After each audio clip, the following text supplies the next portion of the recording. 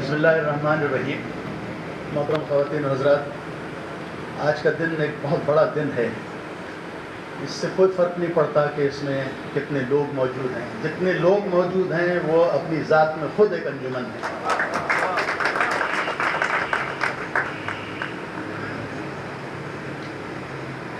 مصنف ہو، ادیب ہو، ناول نگار ہو، ڈرامہ نگار ہو، مکالمہ نگار ہو، یہ معاشرے کا وہ مسیحا ہوتا ہے جو معاشرے میں پھیلی ہوئی برائیوں کو ختم کرنے کے لیے ایک بہت بڑا کام کرتا ہے. اپنے قلم سے، اپنی سوچ سے تبدیلی لانے کی کوشش کرتا ہے اور اکثر وہ کامیاب بھی ہوتا ہے. جتنے بھی ادیب گزرے ہیں ہمارے آپ کی زندگیوں میں، انہوں نے اپنے اپنے دور میں جو خدمات انجام دی ہیں معاشرے کو آگے لے جانے کے لیے، معاشرے کی خدمت کرنے کے لیے، وہ ان کو آپ لفظوں میں ان کا شکریہ ادا نہیں کر سکتے. عظیم لوگ، سلام ہے ان سب کو. ایسے ہی عظیم رائٹروں میں سے ایک ہمارے شوکت صدیقی صاحب. شوکت صدیقی صاحب نے جو ٹیلی ویژن کے لیے کام کیا وہ آپ سب کے سامنے ہے. جو انہوں نے لکھا وہ سب بھی آپ بخوبی واقف ہیں، اور میں سمجھتا ہوں انہوں نے دکھتی ہوئی رگ پر ہاتھ رکھا ہے معاشرے کی. انہوں نے باہر کے چیزوں سے متاثر ہو کر کے نہیں کردار تخلیق کیے. انہوں نے اپنی خطے سے، اپنی زمین سے، اپنی زمین کی مٹی سے لوگوں کو اٹھایا اور ان کرداروں کو لوگوں کے سامنے لا کر کے پیش کیا جو لازوال ہیں، جو کبھی بھی بھلائے نہیں جا سکتے.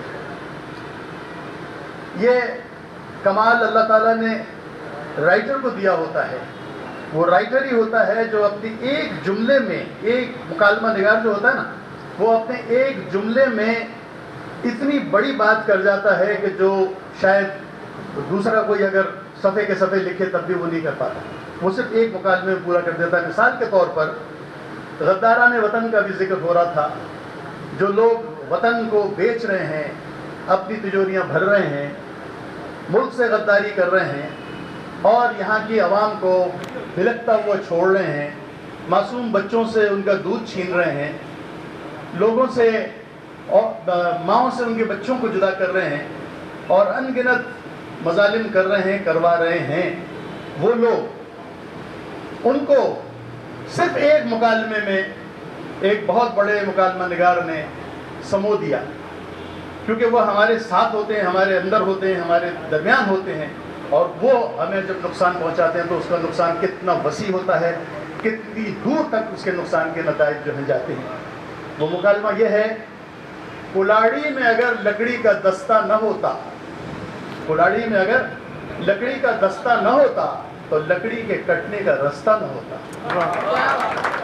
اب دیکھیے آپ کتنی گہری بات ہے کہ ایک آدمی جو آپ کے معاشرے میں آپ کا ساتھی ہے، آپ کا دوست، آپ کے ساتھ ہے، اٹھتا بیٹھتا ہے، کھاتا پیتا ہے، وہ اگر آپ کو نقصان پہنچانے کی کوشش کرے گا تو اس کا نقصان کس قدر کتنا لمبا ہوگا، نسلوں کی نسلیں تباہ ہو جائیں گی. اسی طرح ایک سماجی جو غیر متوازن سماج ہے اس کی نشاندہی کرتے ہوئے ایک مکالمہ نگار لکھتا ہے: سچویشن یہ ہے کہ شادی میں جانا ہے کسی عام آدمی، غریب آدمی کو، اور اس کے پاس ایک ہی جوڑا ہے جو شادی میں پہننے کے لائق ہے، اور وہ جوڑا اس نے دھلوا کر کے الگ پہ ٹنگوا دیا ہے کہ خشک ہو جائے گا تو استری کر کے پہن کے چلا جائے گا. جب وہ جاتا ہے اوپر چھت پر اپنے اس لباس کو دیکھنے کے لیے تو وہ لباس وہاں موجود نہیں ہوتا. تو وہ کہتا ہے اچھا ہوا چور نے میرا لباس چرا لیا، شاید اس کو مجھ سے زیادہ اس لباس کی ضرورت ہوگی. لیکن اب المیہ یہ ہے کہ میں شادی میں شریک کیسے ہوں گا؟ بھائی اگر ننگوں کی بارات ہوتی تو میں یوں ہی چلا جاتا.